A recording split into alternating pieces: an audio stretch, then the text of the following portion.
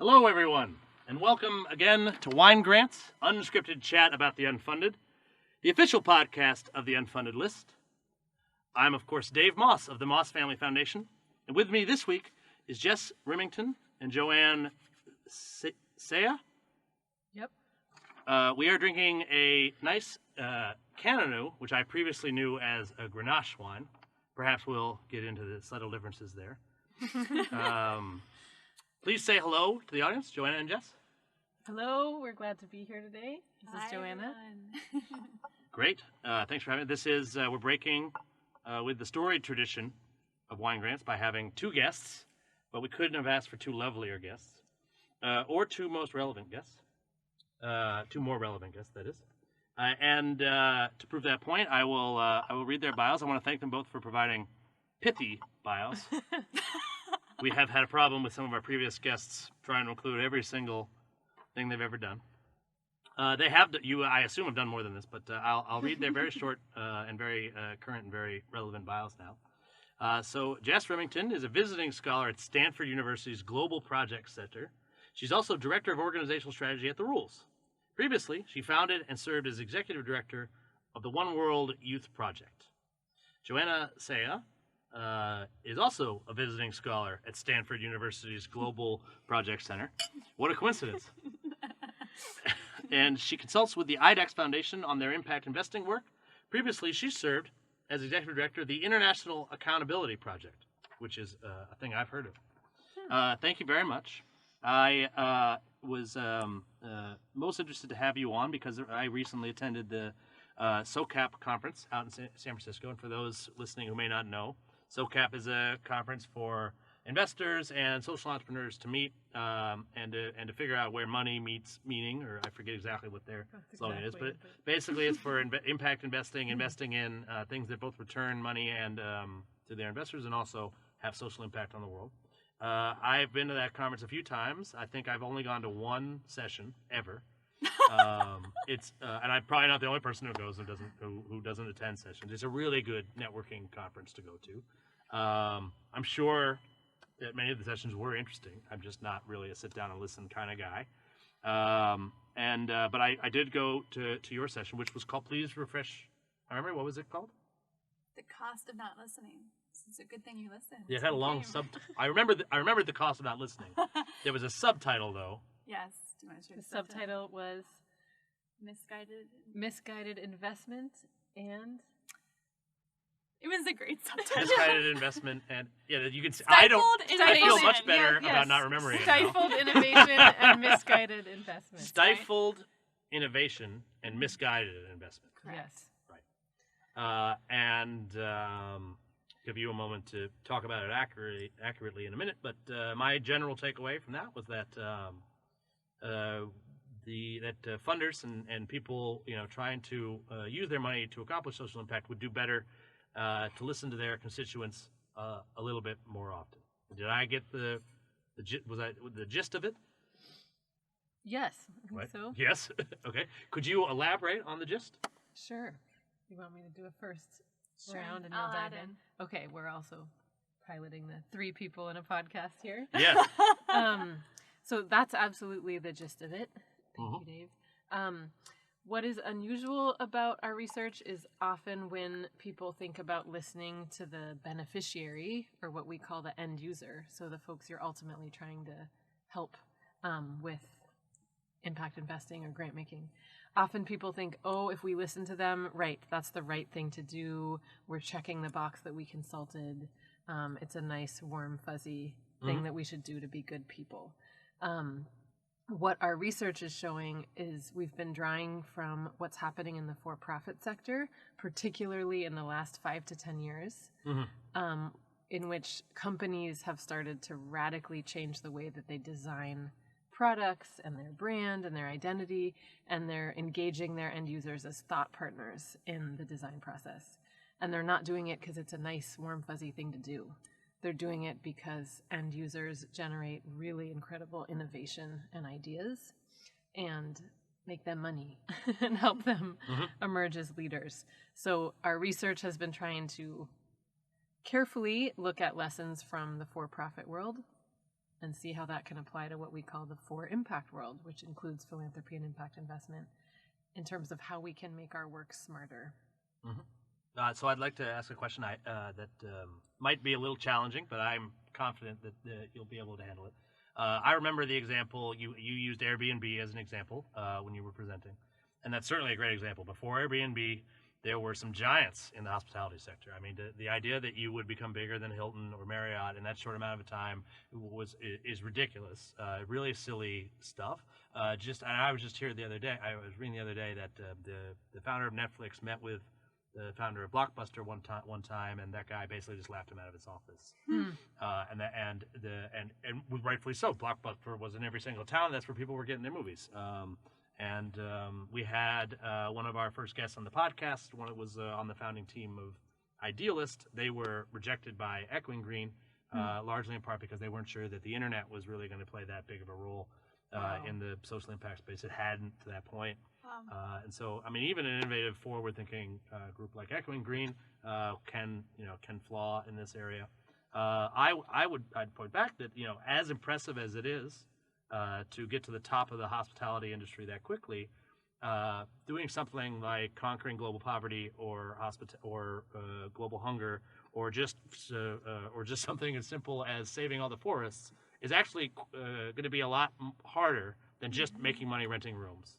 The Conrad Hilton's one of the hardest working people ever, and whoever the people are who run Airbnb are very smart as well. Certainly there's something to learn.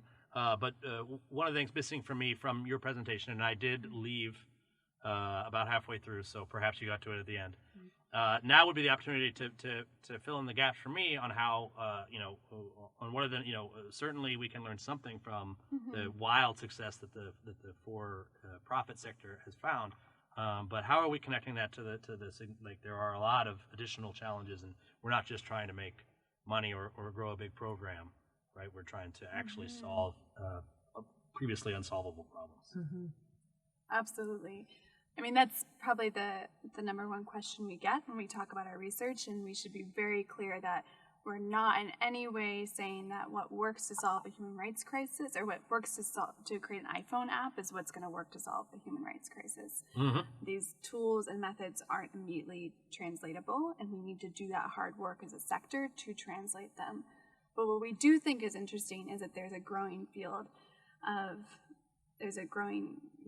data and science looking at what happens when we at scale talk to our end users of a service we're creating. Now, it just happens that the for-profit sector has tapped into that methodology first, and there's some reasons to unpack on why they started designing with their end users first. But aside from how that's helped them advance and how we have Hilton to Airbnb, that aside, it's very clear that you get better quality products, you get increased innovation, and you get more loyalty to whatever it is you're building for whatever industry when you engage with those folks that will ultimately be using it iteratively throughout the design process, from the very beginning of testing your assumptions to the first beta of the product. So we think that as a sector, we actually have an opportunity to go beyond the for-profit sector in terms of innovation. We have some unique opportunities that are different than the for-profit sector in terms of we don't just have to think about maximizing profit. We can think about a whole host of other returns that we can maximize, which opens up a whole other dynamic of constraints to be creative within, to think about how will we use this methodology to change our sector. Does that make sense? A lot of it did make sense, yes.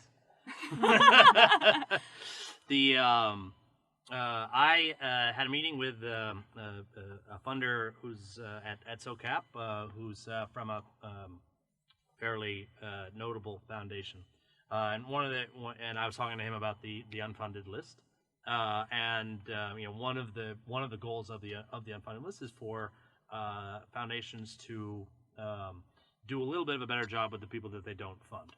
Currently, and I've had a lot of conversations with people who run foundations. Some of them, the ones that do this really well, don't have this problem because they only fund on invitation. Right? That's basically the most efficient way of handling a proposal process when you're running a foundation that's giving a lot of large grants out. However, that shuts out a lot of people because obviously in order to participate in an invitation-only process, you have to be invited, which means you have to know the person doing the inviting. Big filter. Right? And just because you have a really great on-the-ground program and you are listening to your end user and you have the loyalty of the beneficiaries doesn't mean you're also able to go to SOCAP. That was a pretty expensive ticket for me. I have a foundation, and even for me, it was a pretty expensive ticket. Not everybody's going to be able to do that. And they're very different, distinct skill sets. And then on the other side, there are foundations that have open processes, right? And I don't have a whole lot of data on that because they don't have to report how many grants they reject. I go back and forth on whether or not they should have to or not, but there's very little accountability there, and to the people that they decide not to fund, no accountability at all. So Ford Foundation is a foundation I like to pick on sometimes. They, according to their website, got 50,000 applications last year and funded 9,000 projects. That's a lot of projects to fund, and they don't do small grants there, so it's a lot of funding that's going out. That means that there's 41,000 people who spent a decent amount of time putting a proposal together and got nothing for it. I've seen the rejection letter from Ford. I had that privilege a couple times, and it's extremely boilerplate. It really doesn't do anything. And even some of the folks with tighter processes, admit to me candidly, and off the record, I can't name any of them now, that they don't do much for the folks, who spent a whole lot of time putting that proposal on that. And that is wasted time from the people that are supposed to be doing the work, right? But so I had to sit down. Well said. I had to sit down with somebody at SOCAP, and he said to me, he's like, well, because one of the things I would love for the unfunded list is for us I would love to partner with the Ford Foundation. I'll need a bigger evaluation committee, but it is not difficult to get people to volunteer to give feedback to proposals. Most people working in the sector are actually kind of excited about the opportunity, so I can handle really any number of rejected grant applications. And I would love it if Ford gave all 41,000 of those to me. I'll get enough people together. I'll do it. I absolutely will. And if I don't, then at least I went down trying. I will do better than what Ford's currently doing for their rejected applicants, right? But what he said to me is, why would they do that? They don't need to. They have no accountability, right?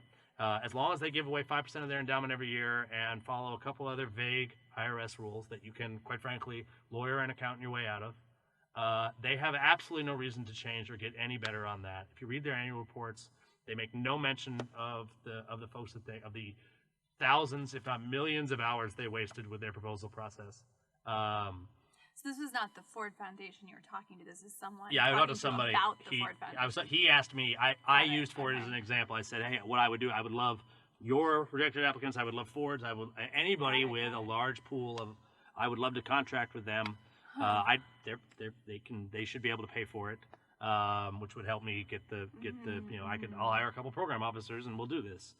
We'll give real serious feedback. And the fact that we don't work at Ford could make the feedback process a little bit easier because I'm not funding you. I don't work at Ford. You've been rejected, but we're here to provide some help, maybe point you in another direction. Because I would point out that they 50,000 this year, but 45,000 last year, 40,000 the year before that. The number's growing. And I bet a lot of those people are repeat applicants sending the same proposal in because they got absolutely no feedback. And they didn't send that proposal in because they think it's a bad idea, right? And without pointing them in the right direction, that number's only going to increase. But I think his point is valid. Why should Ford care about that? All those people, you can look at their successful business people on their board, some of the most successful people in the country. This is sort of a quasi-retirement state that they're in, philanthropy, where and they're not going to voluntarily add accountability onto themselves, and so I'm really curious how will you with your research affect change with people who don't need to change, who can continue doing what they're doing with very little. So what's the general focus here, right?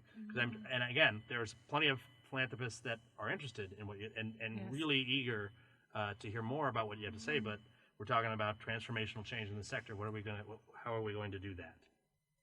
Well, it's interesting. A couple of the points you shared there were ones we heard often in our interviews. And just to share a little bit about the process, one element of our research has included doing, at this point, over 50 interviews with a very diverse group of actors and leaders in what we call the 4 impact sector. So heads of foundations, folks at development banks, impact investing offices, also different, social enterprise leaders, nonprofits, community leaders. But we've been focusing on the financiers as a lever of change.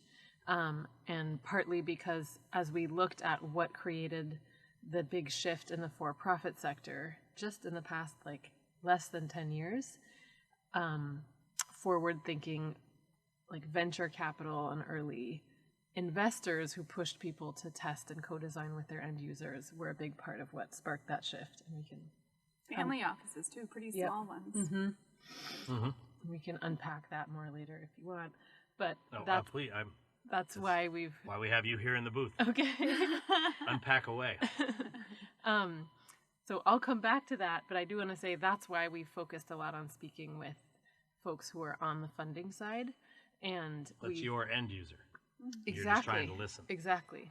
No, we are very intentionally walking the talk in our research process. So we're treating our research like a product that we don't want to sit on the shelf. We want it to add value to people's lives and help make this work better that we all care about and that people are giving their best intentions and time and effort to. So everyone, as part of that, in every interview process halfway through, we switched to saying we're now going to prototype our ideas and assumptions with you, and we want you to test them with us and help improve them. And folks did a lot of soul searching and sharing really critical reflections about their own role, their experience, their organization. So some of the things you're pointing to of people who are on boards, philanthropic boards, who in the for-profit space are super hardcore in terms of what they demand with accountability and process, and then somehow step into the philanthropic board space and have blinders on and don't ask the same hard questions about has anyone done proof of concept testing with this idea to see if end users actually want it. And people pointed to a whole series of what we call broken incentives in the system. So even if you're individually sort of wanting to go in this direction, there's a bunch of incentives in our current philanthropic and impact investing space that push you more into an echo chamber between the donors and the what we call entrepreneur advocate. So the the staff of the social enterprise or the nonprofit, and lock out end users from those design conversations. I think to answer your question though about so we feel they can be the theory of the lever of change, and I think it's a really good question though, on how do you get them to change because of these broken incentives. And the only thing we've come up with thus far, and it's an incomplete answer, so maybe we can co-create it in this booth too, but is relevance. Because even if they're retired often, you're in retirement mode, and professionally in that brain space. Old, certainly. Often. and yet, your survival is not threatened as a foundation. You can keep doing your business. People aren't going to come knocking at your door to burn it down right now, at least. We're not there in society. But we do think in the next 10 to 20 years, your relevancy will be threatened if you don't make this shift. And we think that's something people do care about. I think that either people care about, and I think most of philanthropy does authentically want to create high return for social impact. We really believe that, and that's really what we came through in our interviews. Certainly we can stereotype the sector by the few that, are just always in retirement mode and clicking the accept or deny on the grant or whatever on the beach somewhere we can picture. And that exists, But we do think that if the people who are serious about wanting to increase social welfare, then there's a case to be made here in the business case that this helps increase your ROI with social welfare. If that doesn't stick for folks, then to not start doing what we think will become business as usual and to not be an early adopter of new methodology that engages you, puts you in conversation and in design with your beneficiaries, you're going to become irrelevant. It's the new foundations. It's going to be the Airbnb of philanthropy that's going to pop up. So if you want to still be invited to the fancy galas and feel like you're getting the innovation award, hop on or hop off. Right, yeah. No, I think that's very good. I'm very much a fan of what I call a shame-based approach to philanthropic change. They get into this because they want accolades, and if the accolades are based on being effective philanthropists, then eventually they will come around to change. One of the things I do get pushback a lot on for the stuff I'm trying to do in the sector is that basically I just have to sit around and wait for these people to die, which may or may not be true. But fortunately, they're all very, very old, and there's numbers based on that. I looked this up a little while ago, so it may have changed, but I don't think so. But according to Board Source, there are more board members in their 80s than there are in their 30s. And the vast majority of Americans are in their 30s, so it's pretty unusual to be in your 80s, actuarially unlikely to even get there. The fact that there's more people on, it just means, and that, not that they don't have. I mean, there is obviously a lot of valuable wisdom and experience with our octogenarians, right? Which is probably the first time I use that word on the podcast. Probably not the last either. But the idea that they would be the majority of our boards is crazy. It's crazy to me. And this is why, if you look at some of the things that they fund, right? Art museums, symphonies, ballets are basically perfect. They're lovely, and that's because the people doing the funding are the end user. Right? And you look at places where they would never go. That's why a lot of them are still funding, poverty alleviation methods that don't really work because they're not actually. That's not their thing. If there was something wrong with the art museum, they would notice very quickly, and they would make sure that it changed. And that's great point. Oh, yeah, thanks. That's the first time in Wine Grants history that someone said that I had a great point. So thank you. I'm sure the comments were thoughts. It was sure so it's not great. The last. It was so great that they were just overwhelmed. They couldn't point it out, right? I think there is reason to be hopeful for quick change, because this, at the beginning of our research process, we were actually quite surprised to learn how recent the paradigm shift has been in the for-profit world. And we're not talking about serving your customers. It's much deeper than that. The business literature often calls it the co-creation paradigm, or the new model based on the prosumer instead of the consumer. So you're not just consuming products, you're shaping and designing the products you then consume. And companies are opening up decision-making processes and creative processes, and it's really striking. And it's happened within the last decade.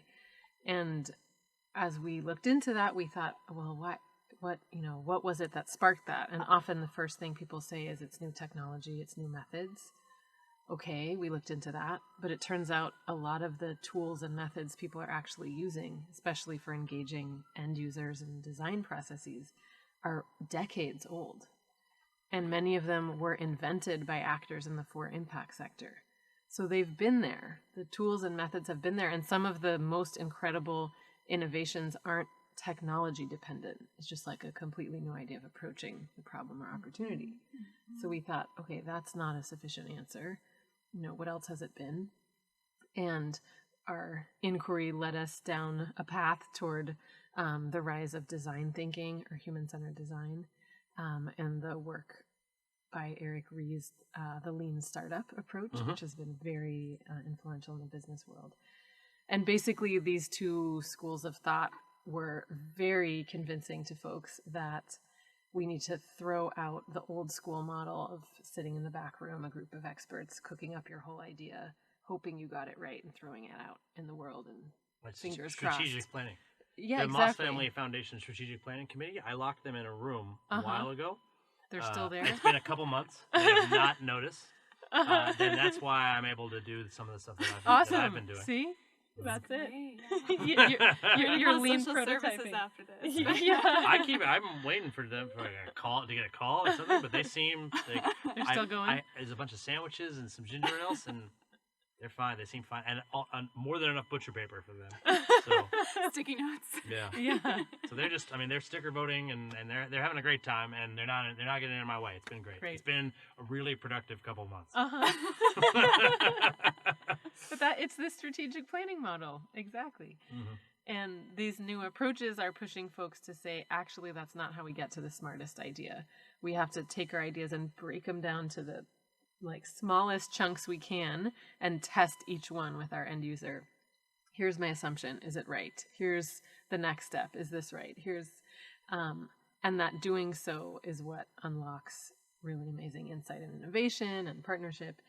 And so this created a mindset shift that fundamentally changed the way people viewed their end users and what the role of the end user is and what they're capable of. So that mindset shift was one. And then second, investors very early on saw, wait a minute, this is a way less risky investment strategy. So investment lined up behind it and encouraged it. So it's like, all right, that's a cool idea. But yeah, let's give you some money, some seed capital, proof of concept, go test it with your end users, and then let's see if we're ready for a serious investment.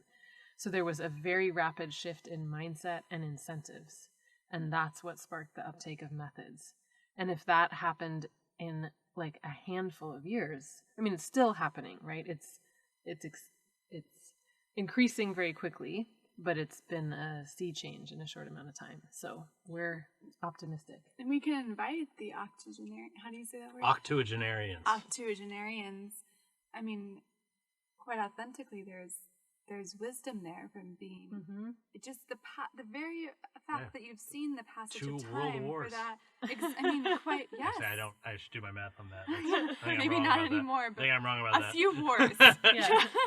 At least one world war that existed one more than on me. the world.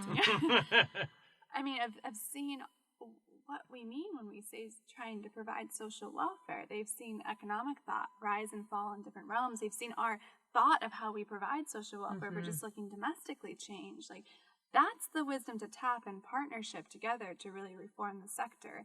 And the incentives aren't lined up, so we're going to have to spark that renaissance a different way. But, hopefully you're figured out for us. No, and a lot of them were alive to see and are probably inspired by one of my favorite historical philanthropists, Andrew Carnegie, who was basically one of, if not the richest man of all time. One of the reasons why I really admire him is that he had a life goal that I share, which is to die without any money. And he achieved it. He was penniless when he died, and that's because he spent all of his money building libraries. A lot of people have probably been to a Carnegie library or some sort of Carnegie building, or perhaps an endowment for the humanities or the sciences or something. If you've been to, they have a really great event space here in DC. And speaking of Carnegie, have you read the new Ford Foundation's post about Carnegie and history of philanthropy? Because you might want to change your viewpoint on Ford. Ford funds many. For disclaimer, Ford funds many great programs and does a lot of great work, and they have really great priorities, right? And the fact that they have an open process is great because it means anybody can apply to it. Right. And they're thinking about changing the sector. Right. But they're a great place. I don't want to pick on them, but but I also, they're an important icon. I also do want to pick on them because if we get them to change, then exactly. And I am constantly dissatisfied. Even if they were to do all the things that I want them to do to improve, then I'll find new things that they're doing that aren't right, because perfection is unattainable. If it were, that would be very boring. Right, and we here in the For Impact tribe would have very little to do, right? If we were to achieve perfection in this space, we are. That we gladly put ourselves out of business. We are, yeah. We will all gladly put ourselves out of business. And retire. I want to retire. This has been a fascinating conversation. We'll have to have both of you back in the booth real soon. For now, though, thank you very much for stopping by. And as always, I want to thank our host, the Lookout DC, which is a beautiful co-working community for filmmakers and creatives located in the Adams-Morgan district of Washington, D.C. Thank you very much to my guests, Jess and Joanna. Thank you, everybody, and good luck with your funding. Thank you so much. Thanks for having us.